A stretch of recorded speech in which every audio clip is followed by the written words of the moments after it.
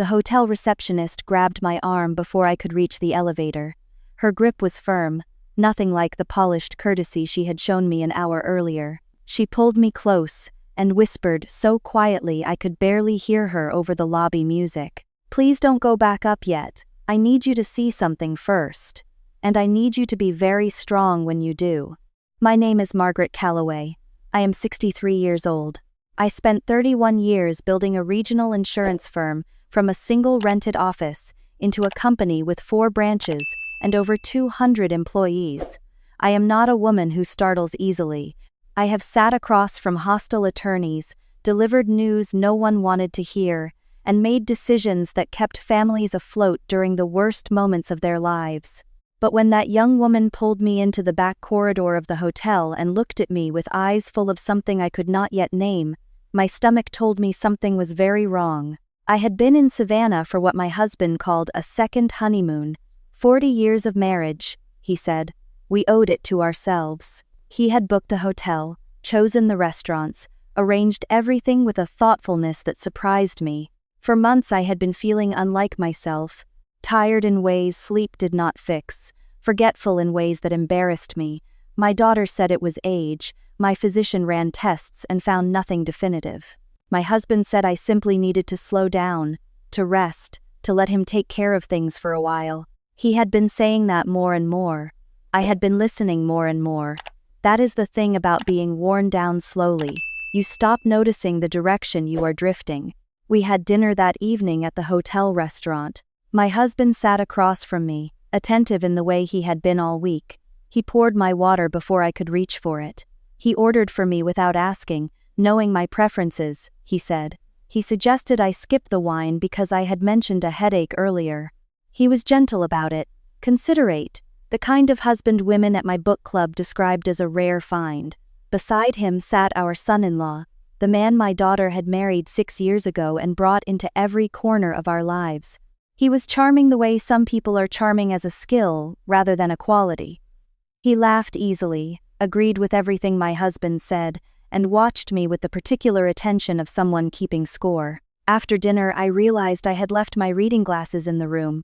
I excused myself and took the elevator up alone. My husband offered to come. I told him to stay and enjoy his dessert. It was a small thing, a 2-minute errand. I had no reason to think anything about those 2 minutes would matter. But when I stepped back out of the elevator into the lobby, the receptionist was there, waiting, watching the elevator doors with an expression that did not belong on the face of someone whose job was to make guests feel welcome. That was when she took my arm. That was when she whispered. And that was when the last ordinary moment of my life ended. Her name was Diane. She had been working the front desk for 4 years. She told me this as she walked me into a small room behind the reception area, used for shift changes and staff breaks. She closed the door and stood with her hands folded, choosing her words the way someone does when they know what they are about to say cannot be unsaid. She told me she had noticed something at dinner. Their table was visible from the reception desk at a particular angle, one the guests rarely considered.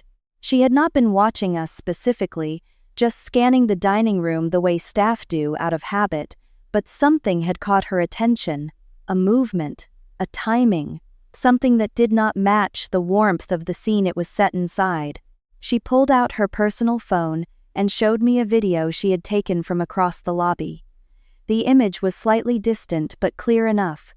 My husband and son-in-law at the table, me rising from my chair, me walking toward the elevator, and then, the moment my back was turned, my husband leaning forward, reaching across, and opening the small leather clutch I had left beside my plate. I watched him remove a brown prescription bottle, my prescription bottle, the one my doctor had given me 6 weeks ago for the dizziness and the sleep problems, and what she described cautiously as some early signs of cognitive fatigue.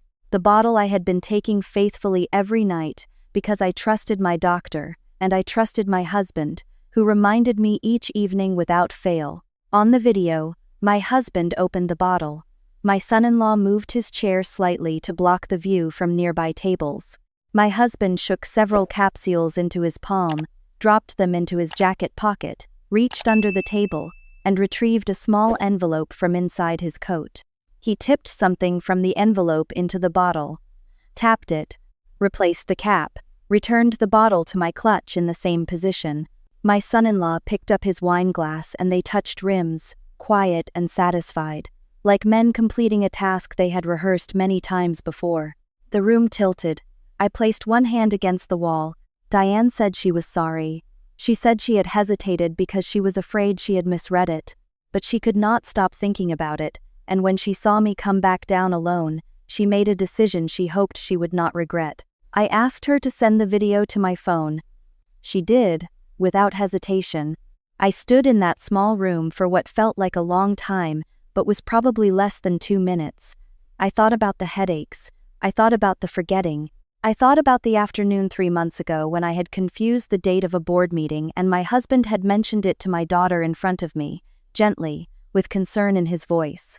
I thought about my daughter coming to me the following week saying she was worried, that Dad thought maybe I should see someone, that she thought so too. I thought about my physician ordering more tests my husband had offered to schedule on my behalf. I thought about the documents on my desk at home that I had not been able to finish reading lately because the words seemed to blur, and I had attributed it to needing stronger glasses.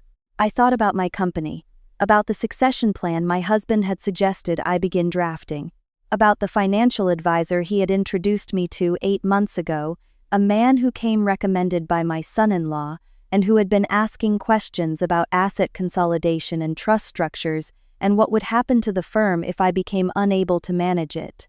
I stopped thinking and started understanding. I thanked Diane. I told her she had done the right thing and that I needed her to do one more thing for me. I needed her not to say a word to anyone, not to my husband, not to the restaurant staff, not to anyone, until I told her otherwise. She nodded. She looked relieved in the way people do when they have been carrying something they were not meant to carry alone. I went back into the lobby, straightened my posture, and walked into the restaurant as if I had simply collected my glasses and nothing else. My husband looked up when I sat down. He smiled and asked if I had found them. I said yes, and patted his hand.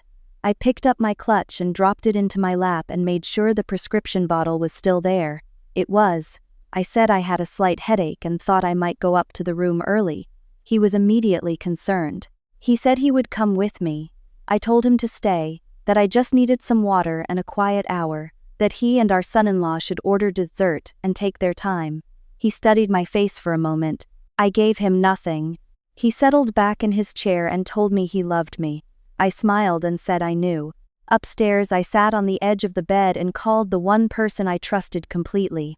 My attorney, a woman named Ruth who had been my personal counsel for 19 years and who knew every detail of my estate, my company, and my marriage. I told her what I had seen on the video. I told her everything, the months of symptoms, the new financial advisor, the succession documents, my son-in-law's increasing involvement in conversations about the company. Ruth listened without interrupting, a quality I had always valued in her. When I finished, she said 4 words: "Do not take anything." She told me to secure the prescription bottle in a hotel safe, not our room safe, but the safe at the front desk.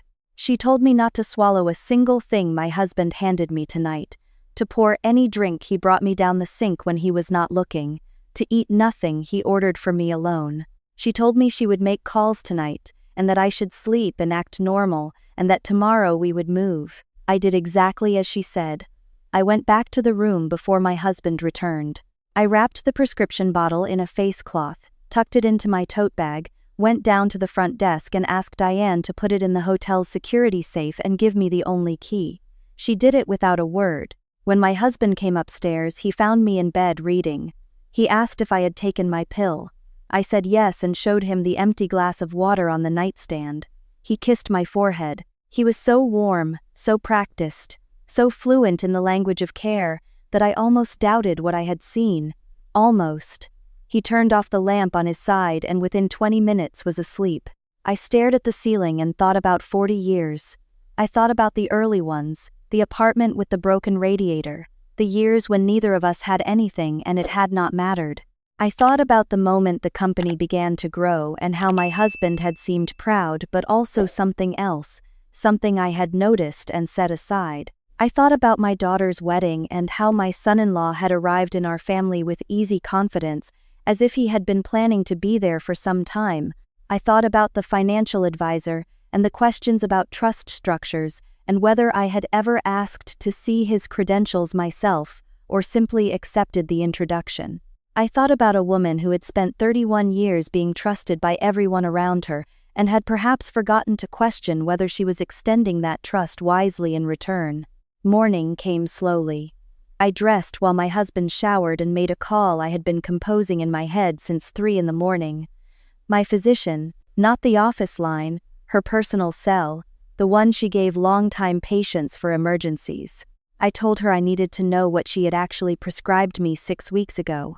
I described the bottle, the capsule shape, the color. She told me the name of the medication. Then I asked her something I had never thought I would ask a doctor. I asked her if there was any medication that, taken regularly over weeks, could produce symptoms matching what I had been experiencing. Confusion, fatigue, word-finding difficulty, disturbed sleep. Symptoms that could be mistaken for early cognitive decline. She was quiet for a moment. Then she said yes. She named 2 classes of drugs. She said if I had any concerns I should bring her a sample and she would have it analyzed. She said it as carefully as a person can say something that changes everything. Ruth arrived in Savannah by noon. She had driven through the night. She came directly to the hotel and we met in a small conference room off the lobby that Diane had quietly arranged. Ruth brought a colleague, a forensic accountant she trusted, and a contact at the Chatham County District Attorney's Office she had reached the evening before. We spent 3 hours going through everything. Ruth had spent the night pulling documents. What she found made the conference room feel smaller. My son-in-law had been corresponding with the financial advisor for over a year before that man was ever introduced to me. Emails obtained with the help of a court order Ruth had arranged on an emergency basis showed a paper trail discussing the timeline for what they called a transition of management. There were references to my health in those emails, references to symptoms that had not yet fully appeared when the emails were written, references to a physician in Atlanta who could provide documentation if needed. The financial advisor had drafted preliminary documents proposing that management authority for my company be transferred to a newly formed LLC. That LLC would be controlled by 2 members. My husband, my son-in-law. Ruth laid a photograph on the table. It was pulled from a public county record in another state. My son-in-law had declared bankruptcy 7 years ago under a different address, one he had never disclosed to my daughter or to us. In the same county record search, Ruth's contact had found a civil judgment against him for fraud related to a real estate transaction. A transaction that had taken place 2 years before he met my daughter. My husband had known. There were text messages between them, not deleted carefully enough, that made this clear. My husband had known before the wedding. He had said nothing. I sat with that for a moment. 40 years of marriage. A man who knew what he was bringing into my family, and brought it anyway because whatever arrangement he had made with this person was more valuable to him than the truth. I did not cry. I had cried enough of my life for things that deserved far less. Ruth told me what we were going to do. We were going to go home. We were going to act as if nothing had changed. I would attend the quarterly board meeting I had scheduled for the following week, the one my husband had been gently suggesting I consider delegating. I would be present. I would be fully myself. And at that meeting, the trap would close. The drive home was quiet. My husband commented on my mood and I told him I was still feeling a little off. He reached across and patted my hand and said we would get to the bottom of whatever was happening to me. He said he had already spoken to my physician about scheduling a more comprehensive evaluation. He said it with such genuine-sounding love that I understood something I had been slow to learn. The most effective deception does not feel like deception from the inside. It feels like being loved. At home, I moved carefully. I kept my phone close. I documented conversations. I noted every time my husband brought me something to drink or eat alone, every time he mentioned my health to someone else, Every time he and my son-in-law exchanged a look across a room they thought I was not fully reading. I photographed the documents on my desk that I now understood were part of a constructed narrative about my capacity. I found, in the back of the filing cabinet in my husband's home office, a folder I was not meant to find. Inside was a printed copy of a psychiatric evaluation. My name, a date 2 months in the future, findings that had already been written describing a decline that had been planned, not observed. I photographed every page. I returned the folder to the exact position I had found it, and walked back to the kitchen and made myself a cup of tea and sat at the table I had sat at for 22 years in this house and drank it slowly while the sun moved across the floor in the particular way it did on winter afternoons. In this part of Georgia, I had always loved that light. I intended to keep seeing it. The board meeting was on a Thursday. Ruth had been working for a week. The forensic accountant had completed his analysis. The prescription bottle had been analyzed by a laboratory Ruth's contact had arranged. The capsules my husband had replaced my medication with were a sedating compound, not approved by any physician treating me, obtained without a prescription, the kind of thing that accumulated in the system and produced exactly the fog I had been living inside for 6 weeks. I arrived at the board meeting with Ruth beside me. My husband was already there, seated near the head of the table with my son-in-law at his side. Several board members who had been quietly receiving my son-in-law's calls for the past few months were present. My company's legal team was there. The financial advisor, who had been invited by my husband, was there too. He had a briefcase and the particular confidence of a man who believed the meeting would go his way. My husband greeted me warmly.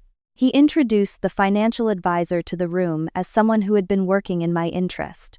He spoke about the company's future. He spoke about leadership transitions and planning for long-term stability. He spoke about my recent health challenges with a tenderness that would have convinced anyone in that room who did not know what I knew. Then he invited me to say a few words. I stood. My back was straight. My voice was the voice that had run this company for 3 decades. I thanked everyone for coming. I said I had a few things to share before we discussed the future. Ruth opened her laptop. The laboratory report appeared on the screen at the end of the table. I explained calmly and precisely what had been found in the capsules I had been given as my medication. I explained how they had been introduced. I played Diane's video. The room watched in absolute silence as my husband and son-in-law completed their exchange at the restaurant table. My husband started to stand. One of the board members, a man who had known me for 20 years, put a hand on the table and said quietly, "Let her finish." I continued. Ruth distributed printed copies of the emails, the financial documents, the bankruptcy records, the pre-written psychiatric evaluation with its future date and its already completed findings. The financial advisor reached for his briefcase. One of my company's attorneys stepped forward and told him he was welcome to leave and that law enforcement had been notified and would likely be in contact. My son-in-law looked at my husband. My husband looked at me with an expression I had never seen on his face in 40 years. It was not anger. It was not guilt. It was the expression of a man who had calculated wrong. I looked back at him for one long moment. I felt no need to say anything more. The board voted that afternoon. Every action my husband and son-in-law had taken was reversed. The financial advisor's engagement was terminated. An independent audit was ordered. The succession documents that had been quietly drafted were referred to the district attorney's office along with everything else. My son-in-law was arrested 2 days later. My husband was arrested the following week after the full audit results confirmed the movement of funds from 3 company accounts into the LLC that had been prepared for the transition. My daughter called me that night and could not speak for a long time. I stayed on the line and waited for her. I told her that what her father had done was not her fault and never would be. I told her we would get through it the way we had gotten through everything else that had been hard, together and honestly. Ruth called that same evening. She asked me how I was. I told her I was sitting in the kitchen watching the last of the winter light cross the floor and that it was still very beautiful. She laughed softly and said, "That was a good sign." In the months that followed, I had my health properly evaluated. My own physician supervised the process. Once the compound left my system, the fog lifted, the forgetting stopped, the exhaustion receded. My mind returned to me the way a room returns to itself after someone opens the windows. What had been called early cognitive decline turned out to be something entirely different. It turned out to be a lie. I kept the company. I kept the house. I kept the light in the kitchen on winter afternoons. I restructured the board with people whose loyalty was to transparency rather than proximity to power. I am still working, and I intend to keep working for as long as the work is good. Diane, the receptionist in Savannah, sent me a card 3 months after everything was resolved. She wrote simply that she was glad she had said something. I wrote back and told her she had no idea. She sent a second note saying she had been following the case in the news and that she had cried twice. I told her I had cried more than that, but none of it had been from weakness. Here is what I want to say to anyone watching this who has ever felt their own certainty slipping. When the people closest to you begin to describe you in ways that do not match how you experience yourself, pay attention. When care and control arrive wearing the same face, look carefully for the seam. When someone benefits from your confusion, that is not coincidence. You are allowed to question the story being written about you, especially when you are the only one at the table who was never shown the script. Find one person you trust. Document everything. Do not confront until you are ready. And remember that the clearest thinking I have done in 40 years happened in the days after I stopped taking a pill I was told was helping me. If this story meant something to you, share it with someone who might need it. Tell me in the comments where you are watching from. And subscribe to The Craft of Revenge, because sometimes the most powerful thing a woman can do is refuse to disappear quietly.